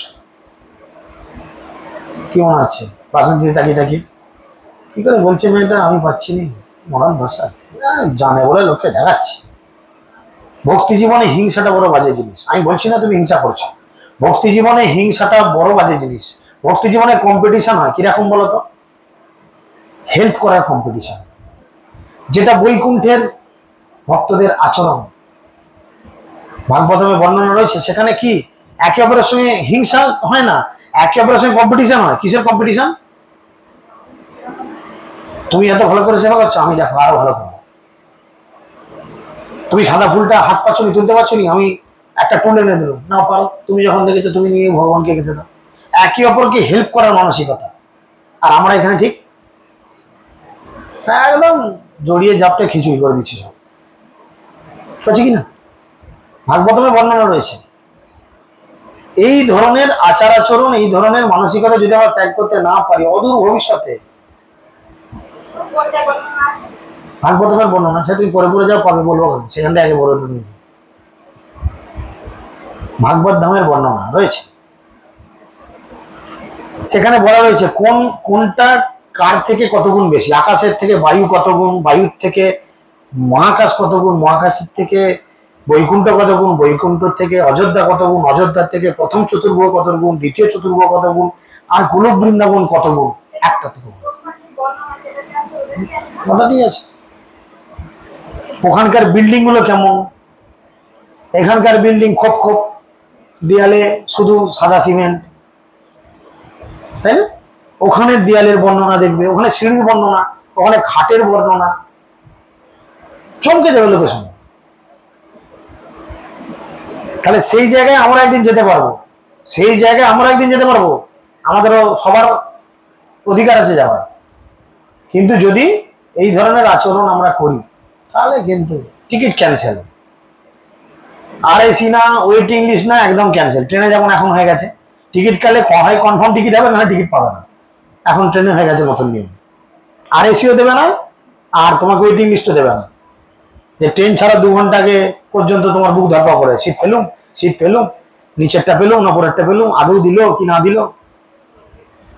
এই টেনশন থাকবে না, এখন একদম হয় কম। সেরকম বৈকুণ্ঠে বা গোলক বৃন্দাবনে যার জন্য কনফার্ম টিকিট হচ্ছে এইগুলোর থেকে পরিত্যাগ হতে হবে। তাই তিনি বলছেন এই জগতে শুদ্ধ ভক্ত পাওয়া অত্যন্ত দুর্লভ, অনেক সৌভাগ্যের ফলে বৈষ্ণব আসিয়া মিলে। এই বলে চৈতন্য মহাপ্রভু বললেন, হে সনাতন, শ্রীকৃষ্ণ অত্যন্ত দয়াময় এবং সমস্ত অধপতিত জীবদের উদ্ধারকারী। সনাতন গোস্বামী তখন বলছেন, মহারৈরব হইতে তোমা করিলে উদ্ধার, কৃপার সমুদ্র কৃষ্ণ গভীর অপার। সনাতন কহে কৃষ্ণ, আমি নাহি জানি, আমার উদ্ধারে তু তোমার কৃপা মানি। সনাতন গোস্বামী বলছে, আমি সব কৃষ্ণ কৃষ্ণ মানি না, আমি কৃষ্ণ কৃষ্ণ বুঝি না, আমাকে এই জড়জগৎ থেকে উদ্ধার করার জন্য আমি তোমাকেই বুঝি। তাই না? অনেক সময় আমরা গুরুদেব বা তার প্রতিনিধিকে উপেক্ষা করে ভাবি আমি কি হনুরে, বিশাল ব্যাপার আমার। এইরূপ আচরণ আমাদের করা কখনো উচিত নয়। কেমন এই ছুটিলা বলি প্রভু প্রশ্ন কইলা, আদ্যপন্ত সব কথা দেহ শোনাইলা। কেমন করে তুমি জেল থেকে বেরিয়ে এলে? তুমি তো জেলে ছিলে। প্রভু কহে, তোমাদের দুই ভাই প্রয়াগে মিলিলা, রূপ অনুপম দুহে বৃন্দাবনে গেল। রূপ গোস্বামী আর অনুপম, অনুপম হচ্ছে আর এক ভাই। তপন মিশ্রের আর চন্দ্রশেখরের প্রভু আজ্ঞায় সনাতন মিলিল দুহারে। তপন মিশ্র তবে তারে কইলা নিমন্ত্রণ, প্রভু কহে, ক্ষৌর করা হো যাও সনাতন। জেলে থেকে চাপ দাড়ি ফাড়ি হয়ে গেছে, চোখ মুখ দাড়ি ফাড়ি কামায়নি, এক মাথা চুল, একদম হিরো হয়ে গেছে। যাও সনাতন, তুমি ক্ষৌর কর্ম করো। বৈষ্ণবদের কখনো এরকম থাকা উচিত নয়। কি বেড়েছে দেখেছেন? এইটুকু বেড়াল নিয়ে ফেরছে না, যাহা চলে যা। স্টাইলটাই এটা আমাদের। আগে কত কি ছিল লোকজনের, এক দূর পর্যন্ত হিপি, একদম সেই একটা চোখ ঢাকা পড়ে যেত, এরকম কত ব্যাপার ছিল লোকের। তাই ছেলেদের চুল এখন দেখলে হাসি পায়, ও বললে কি হবে, স্টাইল খানা দেখ, হেভি আছে, প্রবাদ স্টাইল। চন্দ্রশেখরের প্রভু কহে বলাইয়া, এই বেশ দূর করো, যাও ইহা লইয়া যাও। চন্দ্রশেখর যাও, একে নিয়ে গিয়ে ভালো করে পরিষ্কার পরিচ্ছন্ন করে আনো। দীক্ষার আগে কেন আমাদের প্রভুদের একদম মস্তক মুন্ডন করে রেডি করে? এটাই তার কারণ। ভদ্র করাইয়া তারে গঙ্গা স্নান করাইলো, শেখর আনিয়া তারে নতুন বস্ত্র দিল। গঙ্গা চান তো করিয়ে আনলে, এবার গঙ্গা চান করে সে নতুন বস্ত্র দেবে কেন? মহাপ্রভুর কাছ থেকে তিনি দীক্ষা গ্রহণ করবেন। সেই বস্ত্র সনাতন না কইল অঙ্গীকার, শুনিয়া প্রভুর মনে আনন্দ অপার। মহাপ্রভু পরীক্ষা করে দেখছে, দেখি আমার ভক্ত কত দৈনতার মধ্যে থাকে। আমাদের একটা নতুন শাড়ি দিলে খপ করে নিল, পেয়ে গেছি। সনাতনকে নতুন কাপড় দিচ্ছে, সনাতন নিতে চাইছে না, না আমার লাগবে না। মহাপ্রভু এটা দেখে ভেতরে ভেতরে আনন্দ হবে। এমন কিছু প্রসঙ্গ আছে যেগুলো মুখে বলা হয় না, কিন্তু প্রকৃতপক্ষে সেটা কিন্তু হ্যাঁ,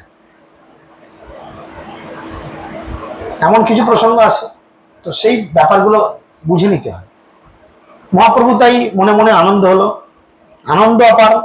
মধ্যাহ্ন করিয়া প্রভু গেলা ভিক্ষা করিবারে, সনাতন লইয়া গেল তখন মিশ্র ঘরে। রাধ প্রক্ষালন করি ভিক্ষাতে বসিলা, সনাতন ভিক্ষা দেহ মিশ্রের কহিলা। ভিক্ষা মানে হাত পেত না, ভিক্ষা মানে খেতে গেল, এটাও ভিক্ষা, ভগবানের কাছে ভিক্ষা করছি। মিশ্র কহে, সনাতনের কিছু কীর্ত আছে, তুমি ভিক্ষা করো, প্রসাদ দিব পাছে। তখন মিশ্র বললেন, সনাতনের কিছু কাজ রয়েছে, তখন আপনি এখন খেয়ে নিন, হ্যাঁ, তারপরে আমি ওকে প্রসাদ পাবো। ভিক্ষা করি মহাপ্রভু বিশ্রাম করিল, মিশ্র প্রভুর শেষ পাত্রে সনাতনে দিল। মিশ্র তখন সনাতন গোস্বামীকে মহাপ্রভুর শেষ মানে উচ্ছিষ্ট পাওয়ালো। মিশ্র সনাতনে দিল নতুন বসন, বস্ত্র নাহি নীলাতে কইল নিবেদন। মিশ্র নতুন বস্ত্র দিল। দীক্ষার ক্যান্ডিডেটরা যে ভিক্ষে করেছিল কিনা, গুরুদেবের জন্য করে, সেই ক্যান্ডিডেটদের কিছু ভিক্ষা দেওয়া অবশ্যই মঙ্গলিক। ঘরে কানা খোঁড়া ভিখারি এলো, তাকে দিলেও সে তো নিয়ে গিয়ে মদ খাবে, বিড়ি খাবে, তাকে দেওয়ার থেকে দীক্ষার ক্যান্ডিডেটদের দেওয়া হয়, তাকে দেওয়ার থেকে বৈষ্ণবকে দান করা হয়, অর্থটা অন্তত ভালো কাজে লাগবে। বুঝা গেল? তিনি নিতে চাইলেন না। কেন নিতে চাইলেন না?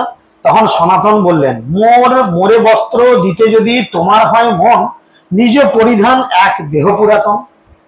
তোমাকে যদি আমার কাপড় দিতে ইচ্ছা করে, তাহলে তুমি তোমার একটা পুরাতন কাপড় দাও। আমরা এরকম চাইবো? নতুন কাপড় চাইবে কেউ? হ্যাঁ, কেউ চাইবো না কিছু দিয়ে পুরাতন দাও। হ্যাঁ, তুমি পড়েছো, তোমার গায়ে কি সব আছে, মাগলে যদি আমার হয়, এই ভাববে। তবে মিশ্র পুরাতন এক ধুতি দিল, তোহা দুই বহির্বাস করিল। তিনি কি করলেন? সেই ধুতি দিল, পুরাতন ধুতি দিল, সেই ধুতিটাকে তিনি দুটো টুকরো করলেন, দুটো টুকরো করে কৌপিন করলেন, গোটাটা করলেন না, কৌপিন, শুধু নিজের লজ্জাকে নিবারণ করলেন। বোঝা গেল? মহারাষ্ট্রীয় দ্বিজে প্রভু মিলাইল সনাতনে, সেই বিপ্র তারে কইল মহা নিমন্ত্রণে, সনাতন তুমি যাবৎ কাশিতে রহিবা, তাবৎ আমার ঘরে ভিক্ষা করিবা। মহারাষ্ট্রীয় একজন ব্রাহ্মণ মহাপ্রভুর কাছে কিভাবে পেয়েছিলেন? তিনি বললেন তুমি যতদিন এখানে থাকবে আমার বাড়িতে প্রসাদ পাবে। সনাতন কহে আমি মাধুকারী করিব, ব্রাহ্মণের ঘরে কেন একত্র ভিক্ষা লব। তিনি বললেন আমি ভিক্ষা করে খাবো, মাধুকরী মানে ভিক্ষা চাইবো না, শুধু দরে দরজায় ঘুরবো, যার কৃপা হবে দেবে, না হয় না দেবে, তবু আমি ব্রাহ্মণের ঘরে ভিক্ষা চেয়ে খাবো না, এতে আমার অপরাধ হবে। সনাতনের বৈরাগ্য প্রভুর আনন্দ অপার, ভেট কম্বল পানে প্রভু চাহে বারবার। সনাতনের এই যে বৈরাগ্য, এটা দেখে মহাপ্রভুর আনন্দ হচ্ছে। ভগবান খুশি হয় কিসে? বৈরাগ্যতে, না বৈরাগ্য কমলে না বাড়লে? বিষয়ের প্রতি আসক্ত বাড়লে মহাপ্রভু খুশি হন না। কারণ সনাতন তো রাজকার্যে ছিল, তার গায়ে একটা ভালো বেশ দামি কম্বল আছে, রেশমের বেশ মোটা, সে শীতকালে চকচকে কম্বলগুলো পাওয়া যায়, সেখানে কম্বল রয়েছে। বারবার মহাপ্রভু ওই দিকে তাকাচ্ছে। ভক্ত ভগবানের হৃদয় বোঝে কেমন। সনাতনের বৈরাগ্য দেখে বারবার তার ভেট কম্বলের দিকে তাকাচ্ছে। সনাতন জানিল এই প্রভুর না ভাই, ভোট ভেট ত্যাগ পরিবারে চিন্তিল উপায়। সনাতন গোস্বামী মহাপ্রভুর মুখ দেখে বুঝে গেল যে মহাপ্রভু এটা পছন্দ করছেন না, মহাপ্রভু এটা পছন্দ করছেন না, তাই তিনি এই কম্বলটাকে কি করে ত্যাগ করা যায় প্ল্যান করলেন। কি প্ল্যান? এত চিন্তি গেলা গঙ্গায় মধ্যাহ্ন করিতে, এক গৌরিয়া কান্থা ধুইয়া দিয়াছে শুকাইতে। এক গৌরিয়া বৈষ্ণব তার কাঁথা, কাঁথা বুঝো কাঁথা? হ্যাঁ, কাঁথা কি দিয়ে তৈরি হয়? ছেঁড়া কাপড়, মানে যেগুলো পরে আর বাতিল হয়ে গেছে, জড়ো করে বাড়ির মা ঠাকুমারা সেগুলোকে কাঁথা কম্বল করে, কম্বল করে না কাঁথা করে। তো একজন গৌরীয় বৈষ্ণব কি করেছেন, সেটাকে গঙ্গার জলে ধুয়ে শুকাতে দিয়েছে, মানে ময়লা হয়ে গেছিল, ধুয়েছে শুকাতে দিয়েছে। সেখানে গেছে, তার কাছে গিয়ে বলছে সনাতন গোস্বামী, কি বলছে? তারে কহে ওরে ভাই করো উপকার, এই ভেট লইয়া এই কাঁথার দেহ মরে। তাকে বলছে এই ভালো কম্বলটা তুমি নাও, প্রচন্ড শীতকাল, তোমার বড় কষ্ট হবে, আর আমাকে ছাড়া কাঁথা দাও। এরকম যদি আমাদের কাছে এসে বললো আমরা কি হলো, পাগল না কি রে ভাই? হ্যাঁ, এই কালকে যেমন পরশু যেমন বললাম আমাকে পাগল একটা, হ্যাঁ সেরকম বলবে। হ্যালো, এই অবস্থায় তিনি বলছেন কাঁথা দাও আমায়। সেই কহে রহস্য করো প্রামাণিক হইয়া, বহুমূল্য ভেট দিবা কেন কাঁথা লইয়া। কেন আমার সঙ্গে রহস্য করছে? গরিব মানুষ, কেন গরিবকে নিয়ে রহস্য করছেন? তুমি এত ভালো কম্বলটা আমাকে দিয়ে ছাড়া কাঁথাটা নেবে, পাগল। লোকে বলবে দেহ কহে রহস্য নাহে কহি সত্যবাণী, ভেট ভেট লহ তুমি দেহ মোর কাঁথা খানি। তুমি এটা নাও, আমি কোনো ইয়ার্কি করছি না, সিরিয়াসলি বলছি, তুমি এটা নাও, আমাকে ছাড়া কাঁথা দাও। এত বলি কাঁথা লইল, ভেট তারে দিলা, গোসাইয়ের ঠাঁই আইলা কাঁথা বলে দিয়া। এই বলে সনাতন গোস্বামী তাকে ভেট কম্বলটি দিয়ে কাঁথাটি নিলেন এবং সেই কাঁথাটি গায়ে নিয়ে মহাপ্রভুর কাছে এসে দাঁড়ালেন। এবারে মহাপ্রভুর রিয়াকশন দেখো। প্রভু কহে তোমার ভেট কম্বল কোথা গেল, প্রভু পদে সব কথা গোসাই কহিল। প্রভু কহে ইহা আমি করিয়াছি বিচার, বিষয় লোক খণ্ডাইল কৃষ্ণ যে তোমার। মহাপ্রভু তখন বলছে আমি এবারে সিদ্ধান্ত করতে পারলাম, তোমার এই বিষয় রোগ কৃষ্ণ এতদিনে খণ্ডন করে দিয়েছেন। সেখানে রাখিবে তোমার শেষ বিষয় ভোগ, রোগ খণ্ডি সদৈর্য না রাখে শেষ রোগ। কারণ সে হচ্ছে সব থেকে বড় ডাক্তার, সব থেকে বড় ডাক্তার হচ্ছে কৃষ্ণ। আমাদের রোগ সারাচ্ছে, রোগ সারাচ্ছে কিনা, আর এমন ভালো ডাক্তার, আমাদের মতো ডাক্তার নয় যে এমন একটা ওষুধ দিন এখন খেলে এই রোগটা সেরে গেল, আবার পেটের যন্ত্রণা ধরলো, এসব 2 সপ্তাহ বাদ আবার ওষুধ লিখে দিল, না কমলে, কমে গেলে ভালো, না কমলে 3 মাস বাদ একবার আসবে, মানে আবার 500 টাকা পাবো। একদম প্ল্যান কষাই আছে আমাদের, আছে কিনা? ছেকে থেকে সবাই একই বার ইয়ে দিয়েছে, কিন্তু কৃষ্ণ এমন একটা ডাক্তার যে সে রোগের একদম গোড়া পর্যন্ত তুলে ছাড়বে। মহাপ্রভুর জন্য বলছে সে কেন রাখিবে তোমার শেষ বিষণ্ণ ভোগ, বিষয় ভোগ যতদিন আমাদের মনে ইচ্ছা থাকবে। প্রভুপাদ বলছে একটা মানে তিলের থেকেও ছোট যদি বিষয় ভোগ আমাদের হৃদয়ে থাকে, আবার আমাকে এই জড়জগতে জন্ম নিতে হবে। আর আমাদের হৃদয়ে কত বিষয় ভোগ, বড় গাড়ি হবে, বাড়ি হবে, ব্যাংক ব্যালেন্স হবে, কত বিষয় ভোগ, তাই না? তাই বলছে যে কৃষ্ণ এমন এক ডাক্তার, তোমার হৃদয়ের মধ্যে, তুমি তো সব ছেড়ে আমার কাছে এসছো, একটা ভালো কম্বল ছিল, সেটাও তোমার হৃদয়কে এমন কৃষ্ণ পিউরিফিকেশন করলো, সেটা তুমি লোককে যাবে ছাড়ায় কাঁদালিয়ে এলাম আমার কাছে। তাহলে কৃষ্ণকে ধন্যবাদ যে তোমার শেষ রোগ ছাড়িয়ে দিয়েছেন। তিন মুদ্রায় ভেট গায় মাধুকারী গ্রাস, ধর্মহানি হয় লোকে করে উপহাস। সবার সেই ছেঁড়া কাঁথাটা পরে চুপ করে বসে থাকে গঙ্গার ঘাটে, আর লোকজন যায় দেখে, ওকে দেখে উপহাস করে। তিনি কিন্তু কিছু বলেন না, আমাদের দেখে কেউ যদি উপহাস করে, ব্যাস আমাদের সেন্টিমেন্টালে পালক দিয়ে সুরসুরি লেগে যায়। যদি কেউ বলে বাহ বসতে হয়ে গেলে একদম নানা মাথা করে ঠিকই রাখলি, ব্যাস তারপরের দিন থেকে মাথায় টুপি উঠে গেল, গলার এইখানে বোতাম কাঁটা হয়ে গেল, মানে আমি করতাম, আমি তোমাদের বলছি না, আমি করতাম এখন। এত বলি কাঁথা লইল বললাম, বসাই কহে যে খণ্ডিল কুবিষয় ভোগ, তার ইচ্ছায় গেল মরে শেষ বিষয় রোগ। তখন সনাতন গোস্বামী সে বড় চালাক, সে বলে কি, তার উত্তরে সনাতন গোস্বামী বললেন, যিনি আমাকে বিষয় ভোগের পাপ পঙ্কিল জীবন থেকে উদ্ধার করেছেন, আমার তো তার ইচ্ছাতেই আমার শেষ আসক্তিটুকুও দূর হয়ে গেল, আমার জীবনে আর কিছু রইল না। এখন আমি কাকে দেখছি চোখের সামনে? কার সামনে দাঁড়িয়ে আছে? মহাপ্রভুকে, স্বয়ং ভগবান। তাহলে আমার এখন তো আসক্তি আর কিছু নেই, এখন তুমি আমার, আমি তোমার, আর কোনো চাল নাই। আমার না আছে বউ ছেলে পুলে, না আছে সংসার, না আছে কিছু। তুমি আছো, খেতে দিলে আমি খাবো, না দিলে না খাবো, তুমি খেলে আমারও জুটবে, না জুটলে আমরা জুটবে, আমরা টেনশন করি কি করে হবে, কি করে হবে। আরে ভগবানের ঘরে যদি হাঁড়ি চাপে, তোমারও চাপবে, তুমিও ভক্তি করো, সব চাপবে, কোনো চিন্তা নেই। প্রসন্ন হইয়া প্রভু তারে কৃপা করিল, তার কৃপার প্রশ্ন করিতে তাকে শক্তি হইল। পূর্বে জয়ী চেরায় পাশে প্রভু প্রশ্ন কইলা, তার সত্যের আমানন্দ তার উত্তর দিলা। ইহা প্রভুর সত্য প্রশ্ন করে সনাতন, আপনে মহাপ্রভু তারে তত্ত্ব নিরূপণ। পরমেশ্বর ভগবান শ্রীকৃষ্ণ মহাপ্রভু তার নিজের অর্থাৎ শ্রীকৃষ্ণের মাধুর্য, ঐশ্বর্য, ভক্তি আশ্রয়, রূপ তত্ত্ব সম্বন্ধে বলল। তবে সনাতন কি করলেন? তবে সনাতন প্রভুর চরণ ধরিয়া দৈন বিনতি করে, দন্তে তৃণ লইয়া। একটা কীর্তন আছে না, ওহে বৈষ্ণব ঠাকুর দয়ার সাগর, এদাসে করুণা করো, দিয়া পদ ছায়া শোধ হয়ে আমারে তোমার চরণ ধরি। বৈষ্ণব ঠাকুরই পারে আমাকে পিউরিফিকেশন করতে। যত দাঁত খিচুনি খাবে, খোঁচানি খাবে, জানবে তত পরিষ্কার হচ্ছে, এটা বুঝতে হবে। আর যত আরামে সুখে থাকবে, বিপদ আছে ভাই, কিছু করার নেই। নিচ জাতি নিজ সঙ্গী পতিত অধম, কুবিষয়ে কূপে করি গঙ্গাইনু জনম। আপনার হিতাহিত কিছুই না জানি, গ্রাম্য ব্যবহারের পণ্ডিত তাই সত্য মানি।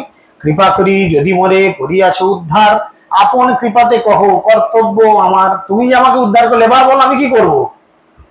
আমি তো আমার চাকরি ছেড়ে দিয়ে চলে এসেছি, ভালো রাজার কাছে চাকরি করতাম, বউ ছেলে পুলে সংসার সব ছেড়ে দিয়ে আমি তোমার কাছে এসে গেছি। এখন বলো আমার কি ডিউটি, আমার কি কাজ? কি আমি কেন মোর যারে তাপত্রয়, সেই প্রশ্ন, কি আমি কেন মোর যারে তাপত্রয়, ইহা নাহি যেন জানি কেমনে হিত হয়। আমি কে, কেন জড়জগতের তিনটি তাপ আমাকে নিরন্তর দুঃখ দেয়? আমি যদি তা না জানি, তাহলে কিভাবে আমার যথার্থ মঙ্গল সাধিত হবে? আপনি বলুন। সাধ্য সাধন তত্ত্ব পুছিতে না জানি, কৃপা করি সব তত্ত্ব কহতো আপনি। প্রভু কহে কৃষ্ণ কৃপা তোমাকে পূর্ণ হয়, সব তত্ত্ব জানো তোমার নাহি তাপত্রয়। যিনি কৃষ্ণের কৃপা বুঝেছেন, জেনেছেন, পেয়েছেন, তিনি এই জগতের কোনো তাপ, তার সেই তাপে ছাকা লাগে না। তিনটে তাপ কি কি, তাই বলো, তুমি বলো।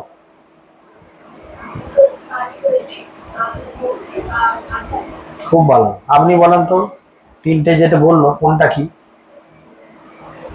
কি কি বললো আগে বলেন। আদি ভৌতিক, আদি ভৌতিক কাকে বলে জানেন না? হ্যাঁ তুমি বলো।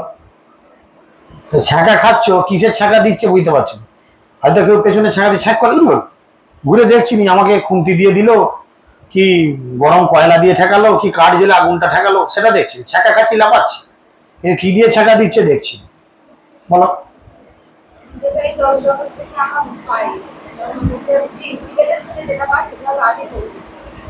হ্যাঁ যেটা এই জড়জগতের জীবনের থেকে আমরা কষ্ট পাই সেটা হলো ভৌতিক জগৎ মানে পঞ্চভূত হইতে যেটা পাই, আমাদের দেহটা পঞ্চভূতের মধ্যে আছে না নাই? তাহলে জড়জগৎ থেকে যেটা পাচ্ছি এই জীব জন্তু হেনা তেনা থেকে, আদি ভৌতিক, আদি দৈবিক, বলো এই তুমি বলো। ঝড় জল বৃষ্টি যেগুলো দেবতাদের থেকে আমরা পাই। এর নাম কি? ছোট ছোট বলিস কি নাম এর? আমিও ছোট বলবো, ওর আমার উপরে রেগে যে বড় রাগ করবো হয়তো। সন্ধ্যা, হয় হরি বল, আমার মায়ের নামও সন্ধ্যা। খুব ভালো, বলেন 3 নাম্বার আইডিয়া আছে কিছু? একটা দেবতাদের 3টে জিনিস মনে রাখবি যে ক্লিয়ার। একটা দেবতাদের থেকে, একটা জীবজন্তু থেকে, আর একটা কি বলো না? বলো সেটা মন থেকে কেন বলো? সেটাকে কি বলে? কিভাবে মন থেকে পাবে? আর বুঝলাম তো আদি আধ্যাত্মিক, কিভাবে? তাহলে যে খ্যাপা, যা তোমার কথাতেই যাচ্ছে, যে খ্যাপা লোক তো আছে জগতে, তার হয়তো মনের ঠিকই নাই, সে তার তাহলে এই দুঃখটা নাই, তার দুটো দুঃখ, সে কি করে পাবে? আর তুমি তো একটা ভুল বলছো, শেষে ধরাবো, ওই জন্যই বলছি, জিজ্ঞেস করছি, তোমার ভুল তুমি নিজে বলবে।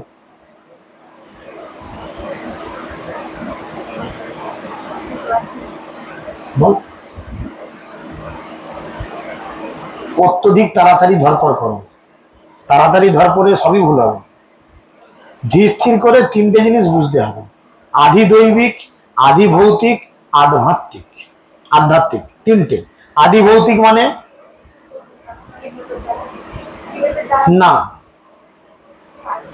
আদি ভৌতিক পঞ্চমহাভূত দেবতাদের দ্বারা, প্রকৃতি থেকে।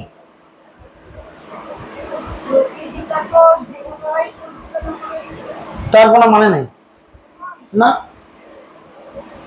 মনের কষ্ট বলে এখানে কোনো ব্যাপার নেই। মনটা তো অনেক নিচের কেস, মনটা তোমার মধ্যে রয়েছে, মনটা উপরে নেই। প্রকৃতি যেগুলো হচ্ছে, ধরো সুনামি, সুনামি কোনো দেবতা করাচ্ছে? ভূমিকম্প কোনো দেবতা করাচ্ছে? ভূমিকম্প দেবতার নাম বলো। প্রকৃতি দেবতা, ঝড়ের দেবতা আছে পবনদেব, সুপার সাইক্লোন নিয়ে আসছে পবনদেব। বরুণ দেব বৃষ্টি ঝরঝর করে দিয়ে দিলে, সব ভাসিয়ে দিলে, যা চলমান করে বজ্রাঘাত দিয়ে দিলে ইন্দ্র ঐরাবতের পিঠে চড়ে। মনের কোনো কষ্টের কেস নাই। তুমি যদি মনের কথা বলে, এখানে 10টা প্রশ্ন আসবে, যে খ্যাপা তার কি করে হবে বলে, এবার যে পাগল তার তো মনের কোনো স্থিরতা নেই, সে কখনো তোমাকে মা বলবে, কখনো বোন বলবে, কখনো বউ বলবে, নে ঘোড়ার ডিমে, কি করবি বল? তা যে খ্যাপা তার কি করে হবে? তার তো তাহলে মনের কষ্ট নেই, তার মানে সে দুটো। কিন্তু ভগবান তো বলছে এই জড়জগতে প্রতিটা জীব তিতাব ক্লেশ পায়। মনটা কেবলমাত্র আমাদের ভেতরেই রয়েছে, এর কষ্টটা ভেতরেই থাকে, এটা বাইরে ওইভাবে প্রকাশ পায় না, এটা আমার ভেতরেই থাকে। তোমার মনের মধ্যে কি দুঃখ আমি কি বুঝতে পারছি, সেটা তুমি বুঝছো, আমার বোঝার দরকার কি আছে? কিন্তু এই তিতাব ক্লেশ আমরা চোখের সামনে ফিলিং করতে পারি। সুনামি হলো, তুমি 1 লাখ ডুবে মরলে না, তোমার সঙ্গে আরো 10টা লোক ডুবে মরলো, কি আরো 10,000 লোক ডুবে মরলো। ভূমিকম্প হলো, হয়তো গোটা গ্রামটাই ঢুকে গেল মাটির ভেতর, হয়েছে তো এরকম। মৌমাছি চাক দুম করে ঢিলি দিলে যা আছে সবাইকে সে ঝাঁকে ধরলো, একদম কামড়ে। একটা বলতাপুরে এসে কামড়ালো, প্রাণীদের থেকে দুঃখ পাচ্ছি, কষ্ট পাচ্ছি।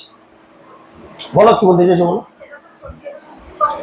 হ্যাঁ, তারা তো দিচ্ছে কষ্টটা, কষ্টটা তো শরীর থেকে উৎপন্ন হচ্ছে না, শরীর কে দিচ্ছে? মনের কষ্টটা শরীরের মধ্যে উৎপন্ন হয়, আর এই কষ্টগুলো অপর জীব থেকে তুমি পাও। এটা ফরেন বডি, এটা হচ্ছে ফরেন বডি। কষ্টটা তোমার মধ্যে প্রবেশ, একটা ইঞ্জেকশনের ছুঁচ তোমাকে দেওয়া হলো, ব্যাক করে ঢুকলো, তুমি আউ করে উঠলে। আর তোমার হয়তো গ্যাস হয়েছে, পেটটা চাপ লাগছে, বুকটা চাপ লাগছে, এটা ভেতরে কষ্ট, দুটোই কষ্ট, কিন্তু দুটো কষ্টের প্রকারভেদ আলাদা। মানে যেটা বলে যে আধ্যাত্মিক জীবন, এটা কিরকম? আধ্যাত্মিক জীবনটা আধ্যাত্মিক লেখা শুধু আধ্যাত্মিক জীবন মানে হচ্ছে শাস্ত্র সিদ্ধান্ত অনুযায়ী জীবন কাটানো। আধ্যাত্মিক জীবন যাপন করছে মানে কি, শাস্ত্র সিদ্ধান্ত অনুযায়ী জীবন যাপন করছে। শাস্ত্রে বলেছে ভগবানকে নিবেদন না করে কিছু গ্রহণ করা অপরাধ, গাছে গাছে পাপ, কি জিনিস ভগবানকে অর্পণ করা চলে, তাই না? এই দুটো তো আলাদা। অবশ্যই আলাদা, দেখতে এক শুনতে এক কিন্তু অবশ্যই আলাদা। সুখ শান্তি আনন্দ তিনটে আলাদা তো, কিন্তু সাধারণ মানুষ মনে করে তিনটি প্রায় এক। হ্যাঁ, কে বলেছে সুখ শান্তি আনন্দ এক? ওই যে যেই কালী সেই কৃষ্ণ, এরকম অনেকে ঝোঁকা যায়, অনেকেই বড় বড় লেকচার বলে যেই কালী সেই তো কৃষ্ণ, কিন্তু আসল লীলাটা জানে না যে রাধারানী তার জাগতিক স্বামী আয়ন ঘোষকে খুশি করার জন্য তিনি মা কালীর চরণে ফুল দিচ্ছেন। আর মা কালী কে, মানে কৃষ্ণই মা কালীর রূপ ধারণ করে চুপ করে দাঁড়িয়ে আছে। তাহলে সে তো কালীর চরণে ফুল দিচ্ছে না, সে তো কৃষ্ণের চরণেই ফুল দিচ্ছে। কৃষ্ণ এখন কালীর রূপ ধারণ করে রয়েছে, দিয়ে যাও পায়ে ফুল। আয়ন ঘোষ এসে দেখছো আমার আরাধ্য দেবীর চরণে ফুল দিচ্ছে, নো প্রবলেম, কোনো সমস্যা হয়নি। তখন মহাপ্রভু শেষ একটি কথা বললেন, আজকে এটা বলি শেষ করব, 1 ঘন্টা হয়ে গেছে। জীবের স্বরূপ হয় কৃষ্ণের নিত্য দাস, কৃষ্ণের ততষ্ঠা শক্তি ভেদ অভেদ প্রকাশ, সূর্যাংশ কিরণ জয়ছে অগ্নি জালচয়, স্বাভাবিক কৃষ্ণের 3 প্রকার শক্তি হয়। পরবর্তীতে শুক্রবারে তোমার যেখানে আছে বলছো সেখানে আলোচনা হবে যে কৃষ্ণের 3টে শক্তি কি কি, 3টে শক্তিকে কিভাবে ভাগ করা হচ্ছে, 3টে শক্তি কি কি কাজ করে। কৃষ্ণের 3টে শক্তি কি কি? তাহলে রাধারানী কি শক্তি? কোনটা লাগনি শক্তি? ভুলিয়ে ফেলেছ, তোমাকে ফেল করানো 2 মিনিটের কেস।